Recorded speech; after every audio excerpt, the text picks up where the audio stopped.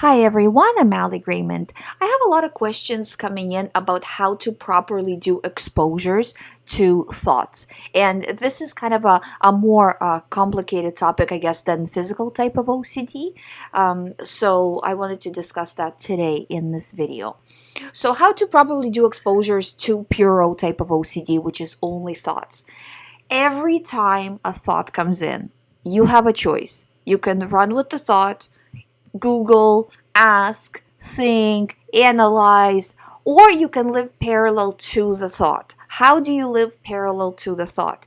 Imagine that the thought is your next door neighbor. Your neighbor is screaming something across through the wall. You hear him.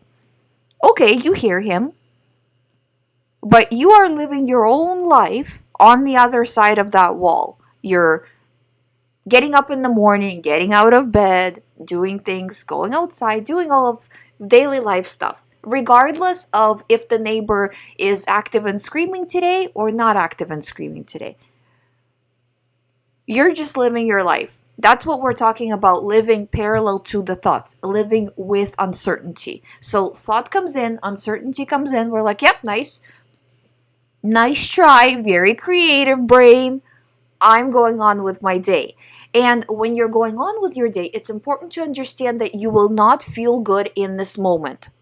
Because a lot of the times people will say, well, I've started to do recovery work, but I just don't feel good doing these things. And that's absolutely normal. That you shouldn't even really look at the feelings that much throughout the day. So kind of take the feelings as a symptom that, yeah, I feel, say today you've had a good day with OCD or a little bit better day, let's say.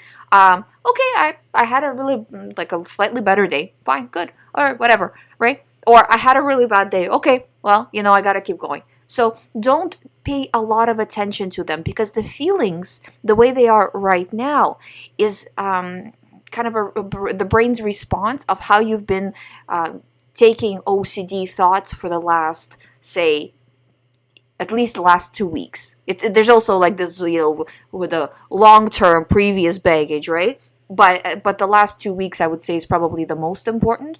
So if in the last 2 weeks you were reacting a lot, that is why you feel worse right now this week. If you in the last 2 weeks you've been doing much better, you've been disregarding all of that, you're setting yourself up for, obviously you're recovering, you're setting yourself up to feel better. Now there's always variations with that, because say you have been doing good, but say there's a holiday or an important trip or some sort of an event or something happened that stressed you out, or just maybe going through stress. All of that can also make OCD worse and bring you extra thoughts. Again, it's your reaction is the most important, but just kind of be mindful that if you're doing good but there's also a lot of pressure, it's almost like you have to be doing even better because you have to make up for that extra pressure, because more thoughts are coming in when you're stressed out. So just being mindful of that. But what I'm saying is that you right now, what you are doing in terms of action, when you are talking about OCD recovery, especially with PureO, your action is what is the most important. And with PureO, it's mental action, meaning how are you reacting to the thought? When the thought comes into your mind, what are you doing? Are you paying attention? Are you running with the thought? Are you analyzing? Are you asking? Are you checking? Are you confessing? What are you doing? And if you're doing any of those things, those are steps back. So if you can't refuse, because in the beginning it's very, very difficult to refuse because the thoughts feel so real, but at least try to delay. So, okay, so say for example, it's 9 a.m. right now. If I start to ruminate at 9 a.m., I'm going to be terrible by noon. And I'm going to be even worse by the evening.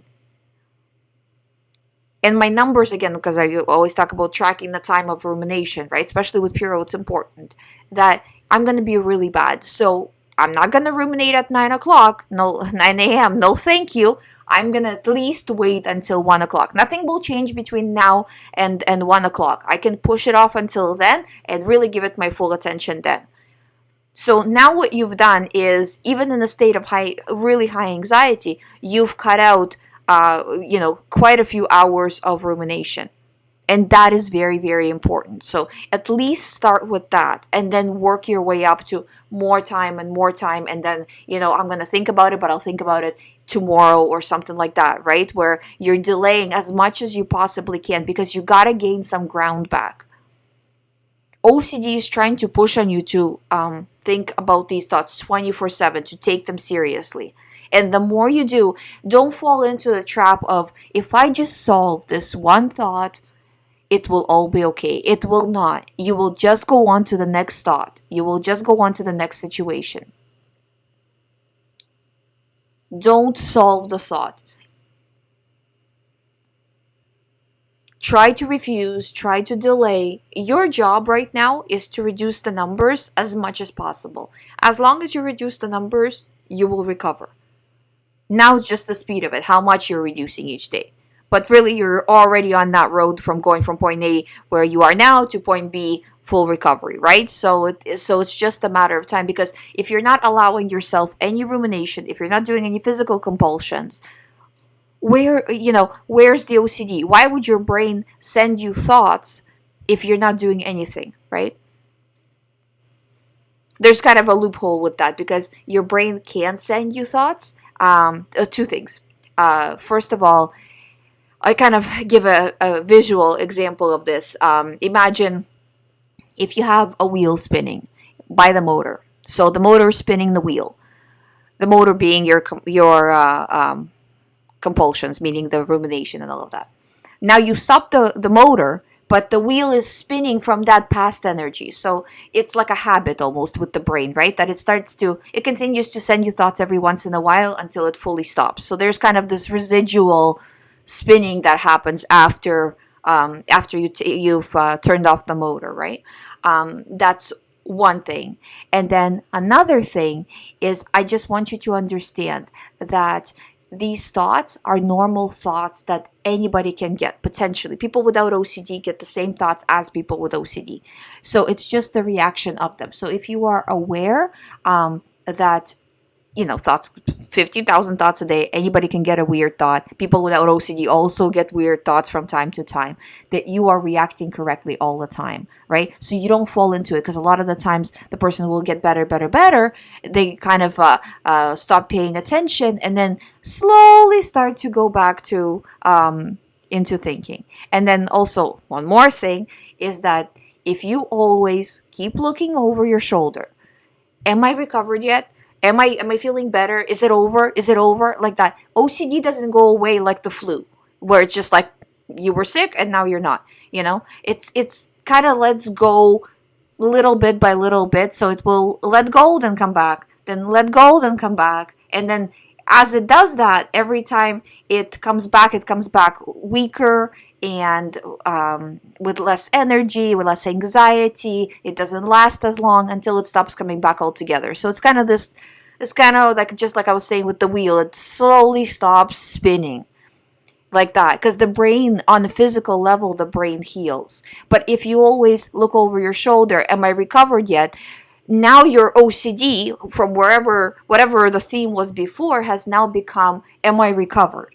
That becomes your main theme. And then you're spinning this now. And because if you're worried, am I recovered? You're kind of stuck in that cycle, right? And you can worry about it for a decade if you're recovered. And the thoughts of, I will never recover, I feel so anxious. You're now anxious about being anxious. So don't fall into that trap. I see a lot of people fall into it towards the end of the recovery. I'm so afraid that the thoughts will come back, and that becomes a thing. So that's just a warning there. But generally, if you know all these things, if you follow everything I'm saying, there's no reason for you not to recover. That's why I'm doing the videos.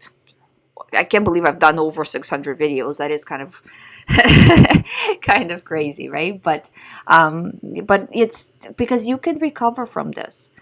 You just have to put the work in.